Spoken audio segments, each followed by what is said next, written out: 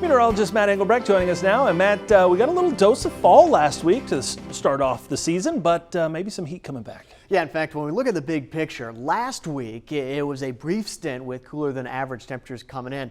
This week is going to be the exact opposite, with a pattern setting up for some heat to build across the United States.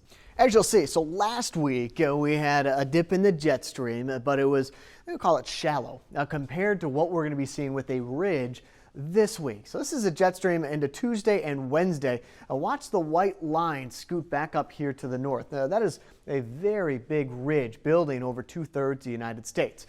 And there's two main features when it comes to ridging over those locations. One is the heat, the other is a lack of precipitation. The air is a little bit heavier, or at least there's a lot of downward forcing within the atmosphere, which causes the precipitation forecast to be pretty low. Now in that transition from the ridge, which is all the red, back here to trough, even kind of a cutoff low near Alaska, you may get some showers developing back into portions of Canada, but I don't think it's going to be stretching down into Montana or even the Dakotas when you transition from, again, that ridge to that trough. This is all going to be moving Wednesday and Thursday, but also building with the heights, a very strong ridge across the United States. So what we're going to end up seeing in the long-term pattern, because a ridge like this is tough to move. Think sumo wrestler trying to push one of those out of the ring.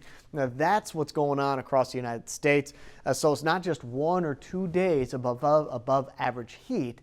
It's going to be 4, 5, maybe even 6 days. Now when it comes to harvest, the other side of this is that we should get a long stretch of dry weather across the United States as well.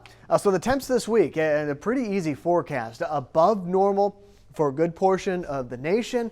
And then when you look at what's going on with the precipitation in regards to what's going on with the jet stream, you got below normal precipitation, nearly 1/3, if not 2/3 of the United States into the heartland, and then also back up here right underneath that trough as well. Overall, a pretty quiet pattern with that ridge building in the next couple of days. We're going to keep our eye out for the next significant cold front to come through as we head through the middle, if not the early and middle part of fall.